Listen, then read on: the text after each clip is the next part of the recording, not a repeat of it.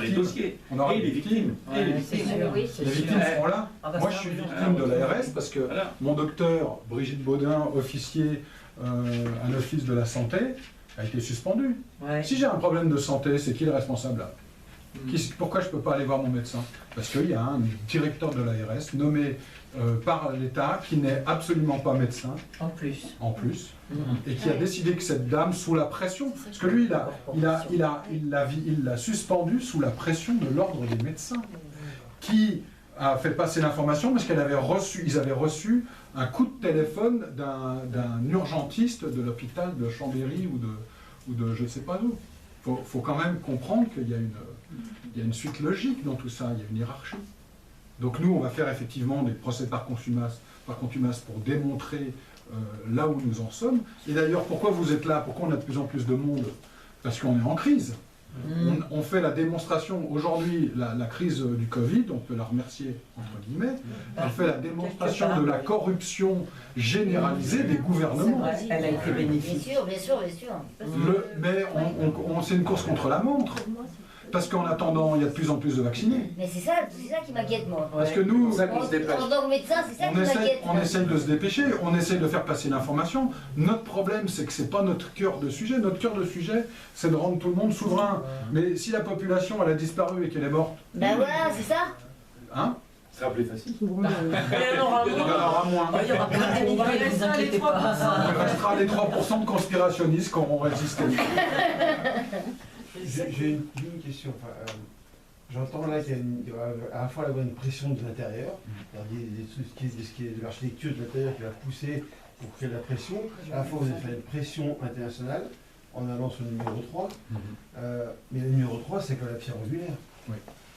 Tout à fait. S'il n'y a pas le numéro 3, tout le reste s'effondre. Tout le reste, non, s'effondre pas, le reste végète. Et l'avantage, je me tourne vers Jean, l'avantage c'est qu'on aura un réseau humain, cohérent, qui pourra continuer, parce que ce qu'on essaie de faire, ça vous donne une stratégie qui n'est pas la stratégie à l'international, la stratégie au national, c'est, à cause de cette urgence, on a un réseau qui est en train de se créer sur le personnel médical et les pompiers et autres. Un réseau qui est celui que vous connaissez, c'est vous tous, là, et on vous demande d'aller chercher les gens le plus que vous pouvez, communiquer là-dessus, et ensuite d'atteindre les communes. Parce qu'on a une urgence, c'est la santé, on a des pénuries qui arrivent, puisque ces gens là-haut veulent créer des problèmes pour nous apporter une solution. Mais leur solution, nous, on doit apporter la nôtre. La vôtre, vos solutions. Les compétences, on les a. Quand un jeune Théo vient me raconter qu'il peut fabriquer de la spiruline avec du dioxyde et qu'avec de l'eau régénérée, le rendement de son champ, il est 10 fois supérieur au rendement de l'eau d'à côté qui est pourrie, et ben je me dis, ouais, les solutions, on les a déjà. En plus, on est béni des dieux parce qu'on a les montagnes, les condensateurs de flotte, donc on a plus d'eau que n'importe qui en Europe, ou presque, à part ceux qui sont sur la chaîne des Alpes. On a des barrages qui nous donnent plus de courant dont on a besoin. Il y a déjà des solutions techniques et technologiques pour, avec de l'électricité, créer du gaz, comme le gaz de houille ou le bingo fuel, comme dirait Jean-Pierre Petit, qui était utilisé largement à Genève à la grande époque. Et donc on a plein de solutions qui vont nous permettre d'avoir une résilience face au désastre qui est en train de s'avancer. Qu'on n'espère pas, mais je veux dire, si vous vous projetez, que vous voyez ce qui est en train d'être fait, je ne sais pas si vous avez vu la vidéo d'Asselineau qui vient de faire avec Zemmour.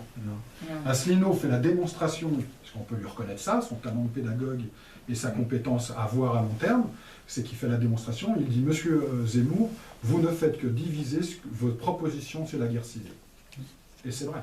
Je sais bien que c'est un drapeau de Macron. Bien sûr. Mais ma question était par rapport à ce 2022, c'est-à-dire que c'est ce que je comprends bien, je ne comprends pas où vous dites.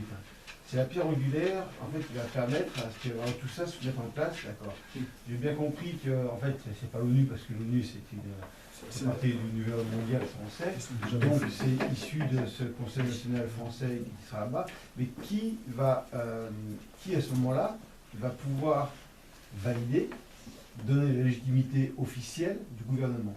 C'est ça, c'est celui-là. Celui-là, en discutant avec l'ONU, on va lui dire quel est votre gouvernement? Il est là. On travaille avec eux déjà. Et pour nous, de tous les mouvements savoisiens, quand vous avez un mouvement savoisien qui crée une association de loi de 1900 à la française, il se délégitime lui-même. Ah oui. Dès qu'il a construit son truc, il peut tout, vous pouvez Ah oui, c'est vrai. tout mettre à la poubelle. Quand il fait des cartes d'identité françaises, savoisiennes, avec un label de lui-même, qui est lui-même une association française, ça ne veut rien dire. C'est du folklore, c'est du gadget, ça ne veut rien dire. Alors que si vous faites une carte d'identité avec des numéros français, on a gardé la numérotation de vos cartes d'identité françaises, ça fait de vous toujours des Français. Et déjà des Savoisiens. C'est la différence. Vous avez une double nationalité. Et à un moment donné, vous aurez la possibilité de rester français, de devenir uniquement savoisien ou d'être binational. Moi, je vous conseille d'être binational, perso. Jusqu'au jour où la France exigera de ses binationaux d'être vaccinés. Et là, vous direz, je quitte la France. De façon définitive. Voilà. Donc pour l'instant, c'est juridiquement à l'international, quand on va nous poser la question qui est légitime sur le territoire pour créer un gouvernement, on l'a, il est déjà en cours, il est en transition, il a écrit un préambule de constitution et il va faire une proposition de constitution. Mais on va faire de la formation pour que les gens comprennent que la constitution qu'on va leur demander d'écrire avec nous, ou qu'on va leur proposer mais qui ne sera pas terminée, c'est une constitution qui est censée les protéger et leur donner la plus grande liberté possible sur le territoire, mais aussi la plus grande responsabilité. C'est-à-dire que ce sera fini de dire c'est le policier qui fait la police. Vous rejoindrez une fois par an la police. Les policiers vous reconnaîtront et vous reconnaîtrez le travail des policiers. Et vous ne pourrez plus vous faire vendre des accessoires, des matraques et des casques pour aller frapper la population, puisque vous serez à l'intérieur. Quand il y aura un problème de police, le policier sur le terrain vous dira « Tiens, toi, tu es un Savoisien, tu es donc un responsable, j'ai besoin de toi ici, maintenant, tu deviens policier immédiatement. » Et vous ferez un acte de civisme.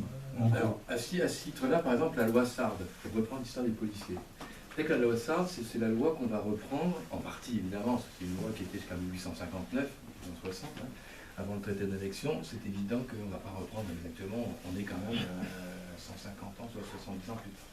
Mais selon la loi Sard, l'objectif, pour un citoyen, c'était que quand un policier arrêtait un citoyen de sa voie, en l'occurrence, le citoyen allait voir le policier en disant, voilà, il se passe quoi? Et le policier se devait d'expliquer ce qui se passe, etc. Alors qu'aujourd'hui, avec la République, la fameuse République, liberté, égalité, fraternité, n'est-ce pas, nous sommes pour la France. Nous sommes avec la France. Moi aussi, je suis français, voilà. Okay. Mais, et j'aime la France, d'accord? Comme j'aime plein de pays, d'ailleurs, j'aime l'Inde, j'ai habité en Inde, j'adore l'Inde. Mais j'aime la France. Ça mais se sent. c'est le... Ouais, ça se sent. C'est vrai, c'est un petit peu de curry, ça Et en fait, c'est pas la France qui nous embête. Et les Français aussi. Ce qui embête aussi autant les Français que les Savoisiens ou les autres, c'est la République. Et en fait, en République, quand un citoyen va voir un policier, parce qu'il se fait ou matraquer, ou en disant si tu pars ou sinon tu viens au poste. Mais c'est une mentalité totalement différente. C'est-à-dire qu'avec cette dynamique républicaine, entre guillemets, c'est vive la République, vive la France, pourquoi pas vive la France d'abord? Pourquoi vive la République d'abord? Il y a un problème. Alors quand on gratte un petit peu, je suis un petit peu prof d'histoire, bon, je suis enseignant pour ma part, mais philo, etc. Donc toi qui m'appelles la philo, bon, j'ai aussi les pieds sur la terre, croyez-moi. Et en fait, si on ne serait pas ici, je ne suis pas qu'un intello. Mais t'as compris, je ne suis pas qu'un intello. Et en fait, quand on prend des trucs en main, on met en pratique ce qu'on a réfléchi. Et ce que je veux dire derrière, c'est que quand j'explique à mes élèves la République française, tout ce qu'il y a derrière, d'abord, elle était bâtie sur le sang, dans le sang. C'est les guillotines, c'est une sorte de France derrière, c'est l'histoire de France, voilà. En tout cas, la République, c'est ça. Donc, c'est symboliquement fort. Ça n'a pas été bâti dans la lumière. C'est cette révolution où on a eu la terreur, où on a eu voilà. Même si notre ami Mélenchon aime bien comment il s'appelle, la solitude, Robespierre. Donc, il faut peut-être se poser des questions. Donc en fait, là, nous sommes dans une dynamique où c'est le peuple au service de la structure qui est au service de la République, d'un système qu'on appelle républicain.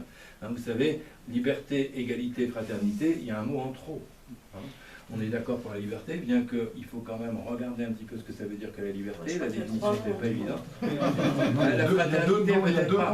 Elle existe encore. Non, mais si elle existait, on peut dire on est tous d'accord avec la fraternité.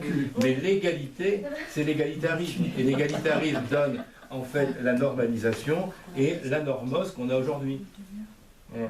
Ça, c'est la résultante même de l'égalitarisme. L'État a dit porter un masque, c'est-à-dire l'État a dit ferme ta gueule. Et c'est bien pour ta santé. On ne va pas rentrer là-dedans. Mais ce que je veux dire derrière, c'est qu'aujourd'hui, c'est pas du tout la même chose. On va retourner les choses, on va les remettre à l'endroit. Parce que les choses sont à l'envers. Donc on va remettre les choses à l'endroit. Et les choses à l'endroit, c'est de dire maintenant, le peuple est non pas au service de l'État, mais il est soutenu par l'État et l'État est au service du peuple. Voilà. Par contre, une question, au niveau, on devient souverain. Bon, il y aura toujours, comme partout, il y a toujours des pourcentages de délinquance. Qui c'est qui va gérer tout ça? Il va y avoir quand même une force de police, mais interne. Comment ça va se passer? Les responsabilités, comme Hervé vous l'a dit, c'est qu'en fait, on pousse la personne à être responsable. Et lorsque, par exemple, vous allez au Maroc, enfin, je ne sais plus si c'est le cas maintenant, mais à une certaine période, les Marocains, quand un gosse montait à un arbre ou qu'il abîmait l'infrastructure quelconque, n'importe quel citoyen du Maroc, même si ce n'était pas son fils et qu'il ne le connaissait pas, allait engueuler l'enfant. Donc les adultes prenaient la responsabilité chez les enfants. Aujourd'hui, c'est pas mon cas, c'est encore quand c'est de mon cas, Juste une petite chose, donc. Il y avait une question là. Oui, mais Jean-Paul va prendre la parole, mais juste que nous, il faut qu'on libère la salle à 22h30. Ça veut dire qu'à 22h, c'est ça. Ça veut dire qu'à 22h, si on veut boire un coup, ou alors qu'on abrège. On finit un peu les questions. Oui, les conditions, je voudrais qu'on nous parle de ce que vous avez déjà réfléchi pour les conditions quand on parle du peuple savoisien. Le peuple savoisien, c'est quelles sont les conditions d'accès à la nationalité? Y a-t-il des conditions d'exclusion ou de sortie de la nationalité? Et vous avez parlé de noblesse aussi tout à l'heure, et d'une noble par rapport au conseil. Voilà, qu'en est-il? Alors, la citoyenneté, alors là, de la noble. D'accord. Bon, moi je suis souverain, je suis noble. On a deux sujets